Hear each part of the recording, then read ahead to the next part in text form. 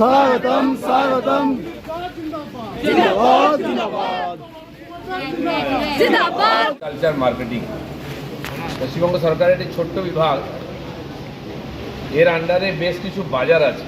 আমরা বাজার বানিয়ে দিই, লোকেদেরকে ভাড়া দিই, স্টল ইত্যাদি, শেড, গোডাউন, যাতে লোকেরা এখানে বিজনেস করতে পারে। সেরকম এটা একটা কৃষক বাজার, এখানে মূলত চাষিদের কাছ থেকে সবজি কেনা হয়।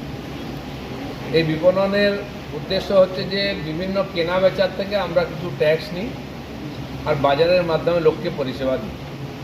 সুফল বাংলা একটা প্রজেক্ট আছে, যার উদ্দেশ্য হচ্ছে চাষিদের কাছ থেকে সোজাসুজি সবজি কিনে নিয়ে এসে শহরে ক্রেতাদের কাছে পৌঁছে দেওয়া, তাতে চাষিরা সবজির যোগ্য মূল্য যাতে পান আর শহরের কৃষকরা ঠিকঠাক দামে যেন সবজি, টাটকা সবজি পান। আমরা জানি সব জায়গায় কৃষকরা সব জায়গায় বঞ্চিত হন, যাই উৎপাদন করুন তার যোগ্য দাম পান না।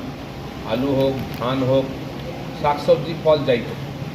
তো এত এলাকায় খুব উর্বর ভূমি, প্রচুর সবজি হয়, তাই এই জায়গাটাকে আমরা কেন্দ্র করেছি যে চাষিরা এখানে এসে সবজি দিয়ে দেবেন। সুফল বাংলার যারা বিভিন্ন গোষ্ঠী আছেন তারা এখান থেকে সবজি কিনে নিয়ে গিয়ে বিভিন্ন শহরের আর সাধারণ মানুষের কাছে পৌঁছে দেবে, সেটাই চলে। তো সুফল বাংলা নামে এই যে প্রক্রিয়া চলছে বহুদিন ধরে, আমরা ঠিক করি সেটাকে ঢেলে সাজানো হবে, আরও বেশি লোক এর দ্বারা উপকৃত হবেন, চাষি এবং ক্রেতা এবং মাঝখানে যারা ব্যবসায়ী হবে।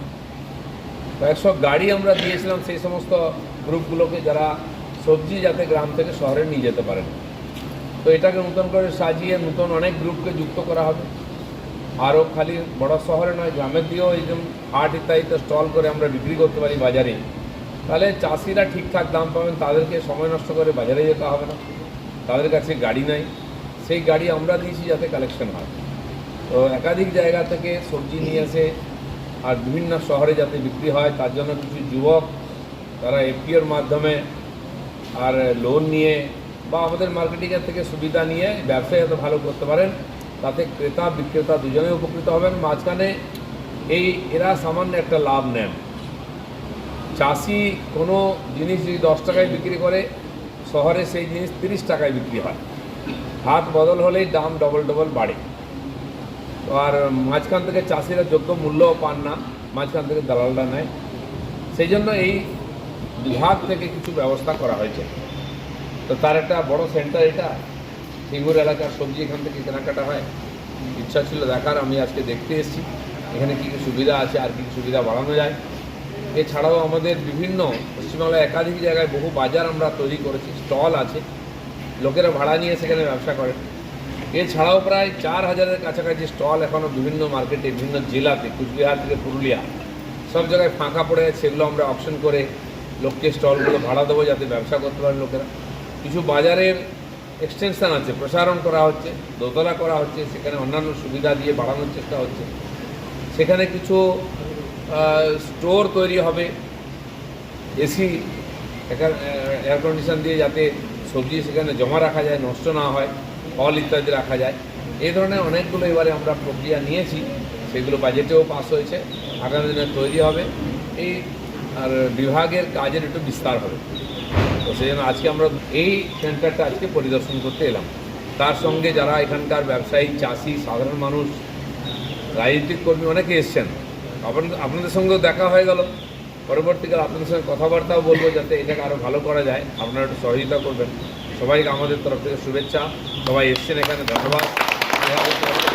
সবাই ভালো। এটা কৃষকদের স্বার্থে করা হয়েছে, যাতে কৃষকরা ন্যায্য মূল্যে তার সবজিটা ঠিক দাম দিয়ে বিক্রি করতে পারে। সরকার সেটা নিয়ে গিয়ে কলকাতা বা বিভিন্ন শহরে বিক্রয় করবে, মানে যারা ক্রেতা, তাতে মাঝখানে কোনো মধ্যস্থতা থাকবে না। কিন্তু বিগত দিনে এটা সেইভাবে চলেনি, সাধারণ কৃষকরা ক্ষতিগ্রস্ত হয়েছে। কৃষকদের জায়গায় কৃষক সেজে বহু লোক এসে সেটা বিক্রয় করছে, আর এখানে যারা গ্রহণ করছে তারাও সেভাবে ঠিক কাজটা করেনি। আগামী দিনে আমাদের মাননীয় মন্ত্রীমশাই বললেন যে এটার ব্যাপারে পদক্ষেপ নেবেন এবং আমাকে এটা দেখাভাল করার কথা বলেন, যে আমরা যারা কার্যকর্তারা আছি সবাই এটা লক্ষ্য রাখবো এবং আগামী দিনে স্বচ্ছতা আসবে, কৃষক ন্যায্য মূল্য পাবে এবং যারা ক্রেতাও তারাও ভালো একটা মাল কিনতে পারবে। সরকারি কর্মচারীরা দিলীপদাকে আড়াল করে পরিদর্শন করে দেখালো, দিলীপদা উপর দেখে চলে গেলেন। আসল যে সমস্যা, এই সুফল বাংলায় কত দুর্নীতি হয়, বিগত দিনে কত দুর্নীতি হয়েছিল, সেটা দেখার প্রয়োজন ছিল। কৃষকরা এখানে জমায়েত হয়েছিল তাদের দুঃখ দুর্দশার কথা বলার জন্য, সেটা শোনা হলো না। এটা অত্যন্ত দুঃখজনক, এটা হওয়া উচিত ছিল না। কৃষকরা আমাদের অন্নদাতা। আমি একজন কৃষক নেতা হিসেবে আমি মনে করি যে এই সুফল বাংলা তখনই সফল হবে যখন কৃষকরা এখানে তার উৎপাদিত ফসল দেবে, নাহলে কোনো কিছুই সফল হবে না। তাই কৃষকদের কথা শোনা হয়নি, নাম্বার 1। নাম্বার 2, লোকাল কৃষকদের কাছ থেকে ফসল কেনা হয় না, বাইরে থেকে ফসল কিনে নিয়ে আসা হয় এবং 5 টাকার মালটা 15 টাকার দাম দেওয়া হয়। ওটা ফলস, ওটাকে ফলস আমি মনে করি। 15 টাকার দামটা ফল, 10 টাকা করে কাটমানি খায়। এখানে যে সমস্ত বিজেপি সমর্থক, আমাদের দলের সমর্থক কর্মীরা ছিল, তাদের ছাঁটাই করা হয়েছে। সেই কর্মীদেরকে পুনর্বহাল করতে হবে।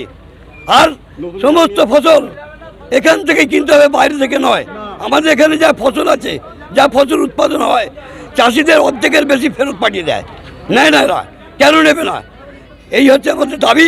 এই দাবি আমরা মন্ত্রীমশাইয়ের কাছে বলতে চেয়েছিলাম, কিন্তু সরকারি কর্মচারীরা মন্ত্রীমশাইকে আড়াল করে তড়িঘড়ি বার করে দিয়েছে।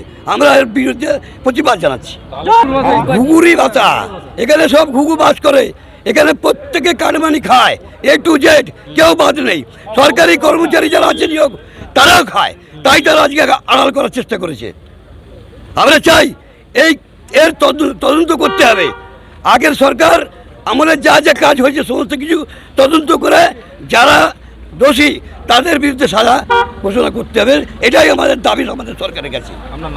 আমার নাম সঞ্জয় পান্ডে, আমি হুগলি সাংগঠনিক জেলার কিষাণ মোর্চার সভাপতি।